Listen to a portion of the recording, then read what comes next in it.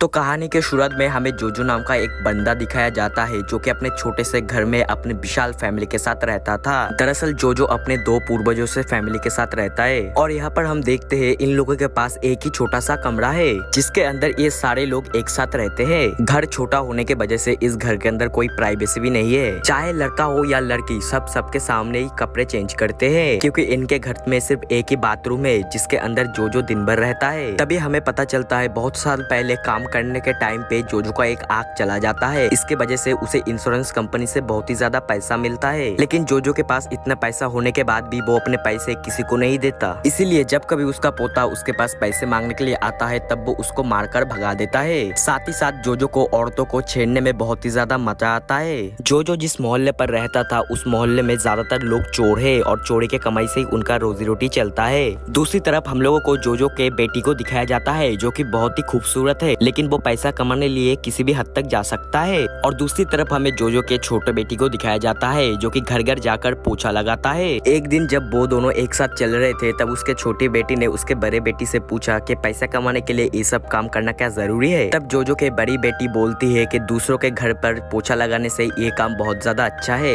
इसके बाद हमें जोजो के बेटे को दिखाया जाता है जो कि लड़की की तरफ मेकअप करके लोगों को उल्लू बनाता रहता है और ठड़की लोगों से बहुत ज्यादा पैसा हड़पता था। उसके बाद एक दिन जोजो के फैमिली को पता चलता है उनकी बूढ़ी दादी माँ को पेंशन का पैसा मिलने वाला है। इस बात को सुनकर जोजो के सारे फैमिली ने मिलकर दादी माँ को पेंशन ऑफिस ले जाया जाता है और पैसे मिलने के बाद जोजो के फैमिली पेंशन ऑफिस पर ही वो लोग लड़ाई करना शुरू कर देते हैं और बूढ़े दादी को बच्चों के हाथों में छोड़ देता है। उसके बाद रात में हमें दिखाया जाता है जोजो दारू पीकर सो रहा था, तभी उसे सपने में दिखाया देता है कि उसके सारे पैसे उसके फैमिली के लोगों ने चोरी कर लिया है और वो लोग उन पैसों के मदद से बहुत ज्यादा ऐश कर रहे हैं। उसी समय अचानक जोजो का आँख खुल जाता है और वो डर डर कर अपने पैसे को चेक करने जाता है, लेकिन जब वो वहाँ पर चेक करता है तब उसे एक पैसा भी नहीं मिलता। इस वजह से उसे बहुत ज्यादा गुस्सा आता है और वो सारे घर में तलाश करता रहता है लेकिन उसे पैसा नहीं मिलता। दरअसल जोजो को अपने बेटे के ऊपर शक हो रहा था। उसे लग रहा था उसके बेटे ने सारे पैसे को चोरी कर ऐश कर लिया है। इस वजह से जोजो अपने ही बेटे को अपने हाथों से गोली मारकर मार देता है। इसके बाद अगले दिन उसे पुलिस उठाकर ले जाता है, लेकिन थोड़ी ही बात पैसे के दम पर जोजो अपने आप को छुड़ा लेता है।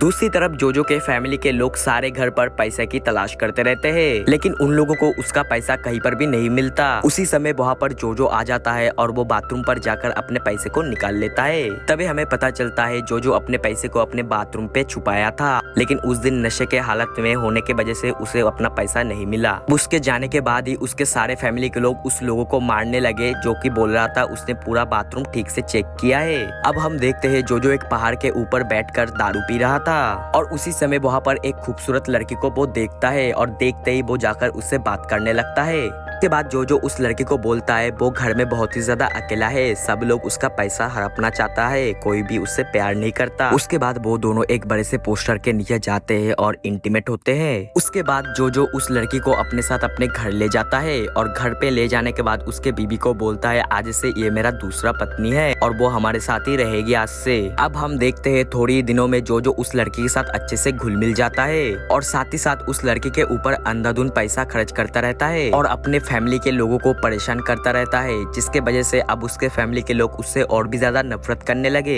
इसलिए घर के सारे लोगों ने मिलकर एक प्लान बनाया जोजो को मारने के लिए, जिसके बाद हम लोग देखते हैं उस प्लान को अंजाम देने के लिए जोजो के सारे फैमिली के लोग एक साथ चर्च पर जाने लगते हैं। चर्च से निकलने के बाद ये सारे लोग एक गाड़ी के ऊपर जानवरों की तरह लोड होने के बाद एक रेस्टोरेंट पर जाते हैं, जहाँ जाकर उनके फैमिली के लोग जोजो के खाने में जहर मिला देता है। लेकिन थोड़ा सा खाना खाने के बाद ही जोजो को ये सब पता चल जाता है। उसके बाद वो अपने फैमिली को बोलता है मरने से पहले मैं पुलिस को जाकर सब कुछ बता दूंगा कि तुम लोगों ने मुझे मारा है। और उसी समय जोजो वहाँ से एक साइकिल लेकर पुलिस स्टेशन की तरफ रवाना होता है, लेकिन थोड़ी दूर जाने के बाद जहर अपना असर दिखाना शुरू कर देता है, जिसके वजह से जोजो एक नदी के किनारे साइकिल लेकर गिर जाता है। लेकिन उसने ज्यादा खाना नहीं खाया था, इस वजह से किसी तरह उल्टी करके वो अपने जान को बचा लेता है। उसके बाद वो घर चला आता है। घर आने के बाद उसके घर के चारों ओर वो शराब गिराकर उसमें आग लगा देता है। आग लगाने के बाद वो एक पेड़ के ऊपर जाकर बैठ जाता है और घर को जलने में देखता है। लेकिन थोड़ा आग लगने के बाद ही उसके फैमिली के सारे लोगों को ये पता चल जाता है कि घर में आग लगी चुकी है। इस वजह से वो सारे लोग एक एक करके घर से निकल जाते हैं। जब वो निकल जाते हैं तब वो देखता है जोजो को एक पेड़ के ऊपर, जिसे देखकर उन लोगों को बहुत ही ज्यादा गुस्सा आता है और वो लोग उसके ऊपर पत्थर फेंकना शुरू कर देता है। उसके बाद अगली सुबह जोजो के सारे फैमिली के लोग मिलकर उस जले हुए घर को ठीक करने लगते हैं। लेकिन दूसरी तरफ जोजो अपनी जमीन और अपने घर को किसी दूसरे आदमी के पास बेच देता है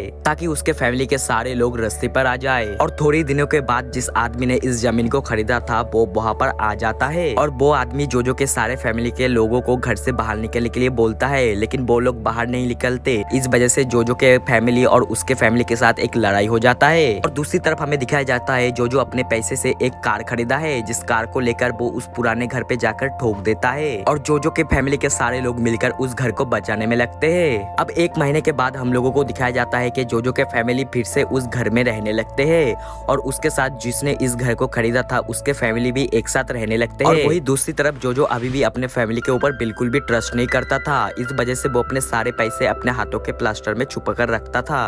उसके बाद ये कहानी यहीं पर खत्म हो जाता है। ये एक्सप्लेनेशन कैसा लगा आप जरूर कमेंट में बताइएगा और चैनल को सब्सक्राइब एंड वीडियो को लाइक करना बिल्कुल मत भूलिएगा।